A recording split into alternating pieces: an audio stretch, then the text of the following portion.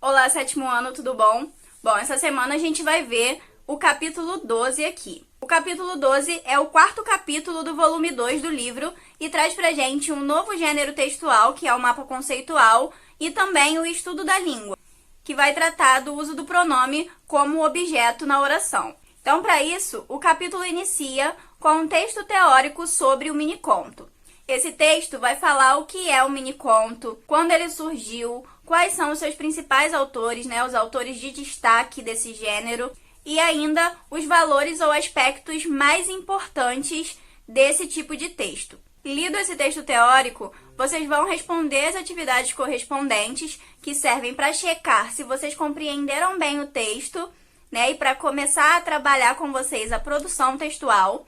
E logo depois, vocês vão chegar ao tópico 2, que vai conceituar o mapa conceitual, que vai definir o mapa conceitual. Então, o mapa conceitual, ele parece, com um esquema, porque é uma forma visual de organizar conceitos, ideias e informações. No mapa conceitual, assim como no texto que inicia o capítulo, a gente tem um tema amplo, um tema mais abrangente, maior, que vai cada vez mais afunilando e chegando a pontos específicos dentro daquele tema. Se a gente for analisar aquele texto teórico que trata do miniconto, ele fala no geral sobre o miniconto. Só que ele começa falando o que o miniconto é, quando ele surgiu, dos seus autores principais, e aí ele vai afunilando até chegar aos principais aspectos. Quando ele chega aos principais aspectos, ele trata desses aspectos um por um, definindo cada um, mostrando a importância de cada um para esse texto. Logo, se a gente quisesse fazer um mapa conceitual daquele texto, a gente conseguiria facilmente, Eu poderia colocar assim numa caixa bem grande, escrito em letras maiúsculas, o miniconto, por exemplo, E aí, com setas para baixo e outra caixinha, eu poderia colocar concisão, depois mais uma seta ligada a miniconto falando narratividade e uma outra falando efeito e etc, Tudo ligando ao miniconto. Todos os pequenos pontos formando o miniconto. O mapa conceitual, ele é meio que um guia de leitura. E ele é importante e útil para os estudos. Então é legal que vocês, ao final do capítulo, ou ao final de uma aula, ou sei lá, quando forem estudar para a prova, fazer revisões, façam mapas conceituais, esquemas. Por quê? Porque fica mais fácil de vocês memorizarem aquilo ali. Aquilo ali é mais visual, é muito mais resumido. E aí, de repente, na hora da prova ou na hora de uma apresentação, você vai lembrar daquele desenho, daquele esquema, daquele mapinha. E aí, você vai conseguir fazer as relações e explicar aquilo ali.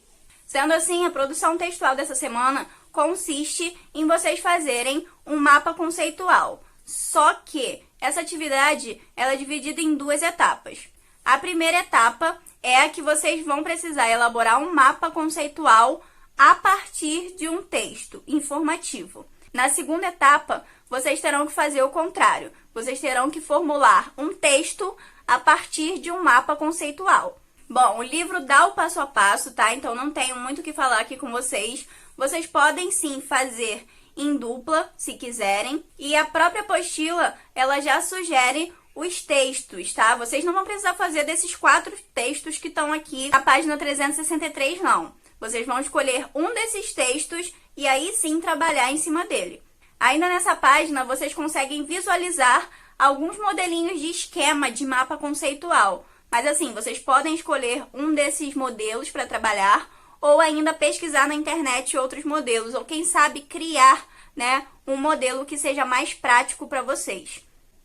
Depois que vocês fizerem a atividade e prepararem para me devolver, para devolver à escola essa atividade, vocês vão para o estudo da língua. O estudo da língua essa semana vai tratar do uso do pronome como objeto. Então, há algumas semanas a gente já vem estudando as orações, como essas orações são montadas, os elementos da oração, sujeito, predicado, o que compõe o predicado, tudo que compõe o predicado, o verbo, a transitividade. E essa semana a gente vai voltar aqui numa classe gramatical muito importante, que são os pronomes.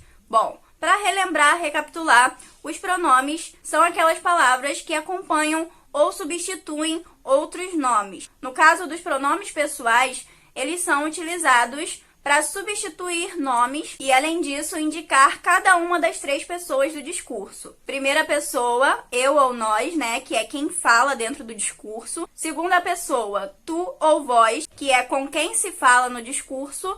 E terceira pessoa, ele, ela, eles ou elas, que é de quem se fala no discurso. Mas assim, a gente falou de pronomes pessoais e dentro dos pronomes pessoais a gente tem dois tipos, né, que tem diferenças cruciais, que são os pronomes pessoais do caso reto e os pronomes pessoais do caso oblíquo. E a diferença entre eles é a seguinte: os pronomes pessoais do caso reto, eles desempenham sempre a função do sujeito dentro da oração. Já os pronomes pessoais do caso oblíquo vão sempre desempenhar a função de complementos verbais ou objetos do verbo. Partindo disso aqui, a gente pode tirar uma dúvida que é: eu falo para eu ou para mim, né? Depende muito da situação. Se eu tenho, por exemplo, a frase é para mim sentar, né? Esse mim está mal colocado. Ele está incorreto aqui, porque mim é um pronome oblíquo e pronomes oblíquos não podem ser sujeito.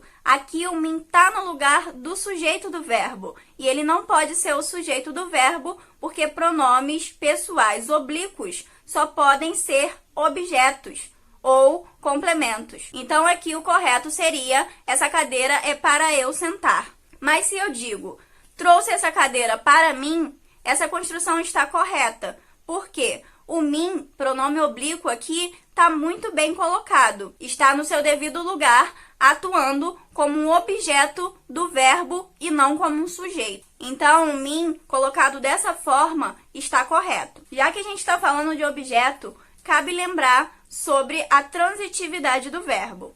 Então, a gente viu anteriormente que existem verbos que pedem, que precisam de complementos. E esses verbos são chamados de transitivos direto, né, se não precisa de um complemento com preposição, e de transitivos indiretos, se precisa de um complemento com preposição. Só que quando a gente usa o pronome no lugar de um objeto, né, quando a gente utiliza um pronome oblíquo no lugar do objeto, essa preposição não aparece. Não tem como ela aparecer na oração. Logo, a gente chama esses pronomes de pronomes oblíquos átonos.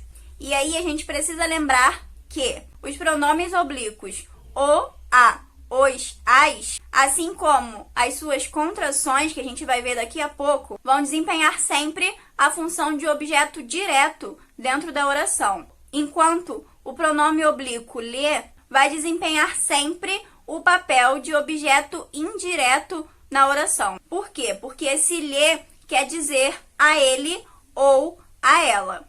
Enquanto isso, o pronome me e os demais, né, os que sobraram, devem ser avaliados conforme o contexto. Então, não há uma divisão desse me e dos outros pronomes que sobraram, tá? A gente não pode dizer certo se eles são objeto direto ou objeto indireto. Depende da construção em que eles vão estar. Quanto às contrações dos pronomes oblíquos, o, a, os, as, que eu falei lá em cima, a gente tem que observar o seguinte: quando esses pronomes aparecerem depois de verbos terminados em R, S ou Z, eles vão assumir uma forma diferente, que é a forma lo, lá, los, las. Já quando eles acompanharem verbos que tenham um som anasalado, né, que tenham uma terminação nasal, que terminem com M, ão ou on, eles vão assumir a seguinte forma: no, na, nos, nas. Sabendo disso, vocês já podem prosseguir com as atividades, né? Então, vocês vão chegar às atividades finais e respondê-las. É importante que vocês respondam todas as atividades finais do livro, né?